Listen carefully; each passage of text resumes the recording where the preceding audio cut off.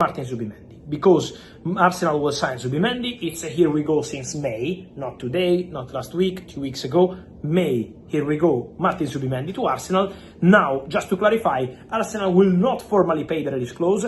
Arsenal will pay slightly more than the 60 million euros, around 63, 64, but in installments. Very good relationship with Real Sociedad, the Merino deal, the Odegaard deal, and now they will pay this money in several years. So this is the agreement. Zubimendi will do his medical, sign the contract, and become a new Arsenal player, a crucial part of the new project, wanted by Mikel Arteta, who was absolutely instrumental and crucial to make this deal happen for Zubimendi, because despite interest of several clubs, Barcelona 1 year ago, Bayern even before, also Liverpool considered the player and wanted the player, they were quite close 1 year ago, now Arsenal have been able to make it happen. So Zubimendi goes to Arsenal, no doubts about that.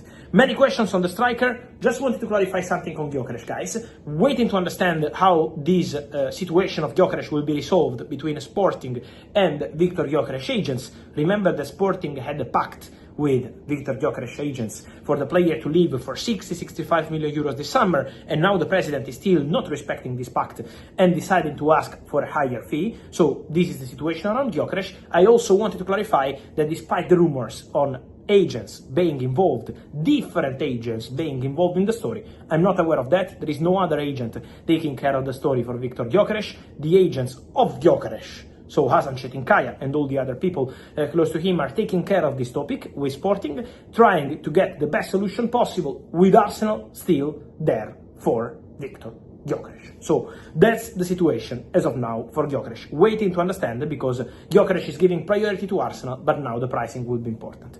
On Benjamin Sesko, as I told you yesterday, still no agreement done with Arsenal. Contacts continue, but still nothing agreed for personal terms, all with Red Bull Leipzig. So still not final stages of the story. Still want to follow for the striker position. It's also important to say that Miles Lewis-Skelly signs new deal at the club, new long-term deal. It's done, it's agreed, and it's an excellent news for Arsenal, because despite all the rumors on Real Madrid, last week I came here and I told you the club is very confident, optimistic, sure that Miles Lewis-Skelly will sign a new deal, and now it's done. So one more news, Thomas is leaving, Lewis-Skelly is signing a new deal, and don't forget about Thomas Partey is expected to leave Arsenal as a free agent. No agreement over new deal, no agreement close at this stage. They negotiated, they discussed, Arsenal offered a new deal to Thomas Partey, no agreement on the conditions, and so now Thomas Partey can really leave Arsenal as a free agent. Let me say that as of today, there are very good chances, let's say barring any last minute change, Thomas Partey will leave Arsenal as a free agent. So shoot of Victor Gyokeres, Sporting striker, desperate to move to the Premier League this summer. There's even talk in Portugal that he may go on strike to force through that move. Well, it could be good news, Arsenal fans. I have it on good authority that he's told people in his inner circle that he does expect to move to the Emirates.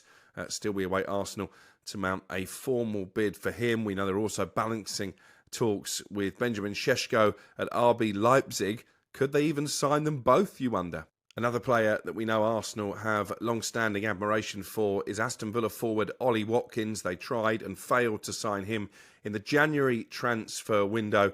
If they don't get Sesko and or Gyokeres, then there's a possibility they could revisit that interest once more. And we know of all the clubs in the Premier League, Aston Villa probably the ones that do have to sell this month in order to stay on the right side of PSR restrictions. I think we will see outgoings at Arsenal this summer as well. We spoke earlier in the week about the fact Alexander Zinchenko could well leave the club.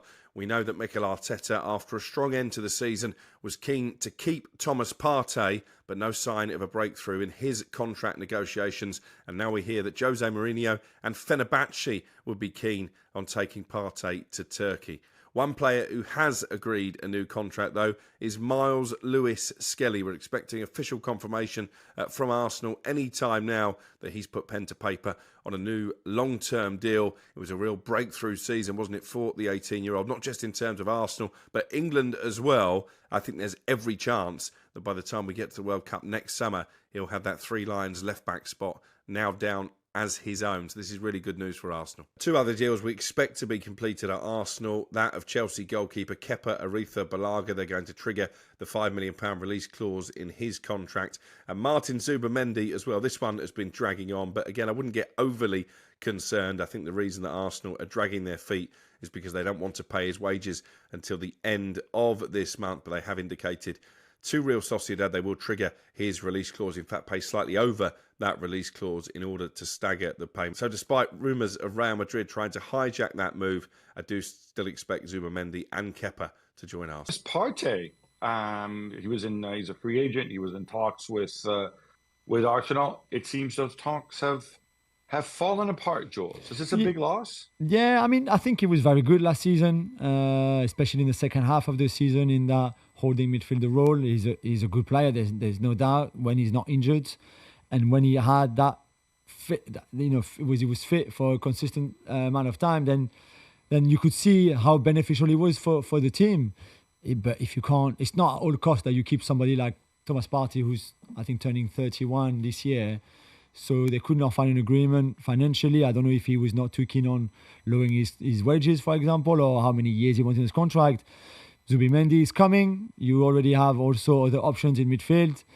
And I think even if Arsenal don't sign another number 6, for example, they probably they might think that it's okay to go in like this and like that. Or they thought if we can't keep Partey, then we've got a plan B, and let's see who that is. At that age, on those wages, because he was one of the club's highest earners, and with Zubimendi coming in, it really makes no sense. It's a very crowded midfield there. And of course, Lewis-Skelly, even though we've seen him at left back, he's another guy who can fit into your midfield picture. It's where he played most of his career. And you have options. There's Declan Rice. If they sign the striker, there's Havertz a little further forward. So yeah, I would not be concerned here.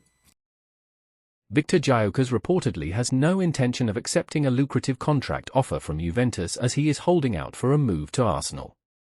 The Swedish striker is one of the hottest properties on the transfer market after tearing up the Portuguese top flight for the second year in a row. Fresh from a 2.5-year stint with Championship side Coventry City, Gyokeres hit the ground running with Sporting and racked up 43 goals in his first season. That total soared to 54 goals in just 52 games last term, putting the 27-year-old ahead of every other centre-forward in a major European league. Naturally, that level of output has piqued the interest of numerous top sides. Manchester United have been linked, not least due to Gyokeres' history of success working under Ruben Amorim in Portugal. Saudi Pro League teams are also in the mix, as well as Italian giants Juventus.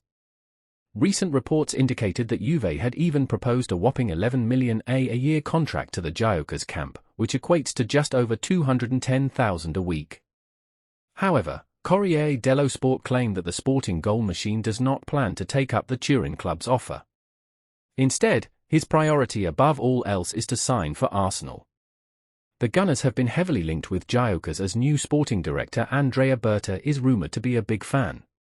But RB Leipzig marksman Benjamin Sesko is also in the equation, and some reports suggest that the Slovenian international has the popular vote among senior figures at the Emirates. If true, Gyokeres will be forced to play a waiting game. Complicating matters is the internal war going on at Sporting over their star striker's asking price.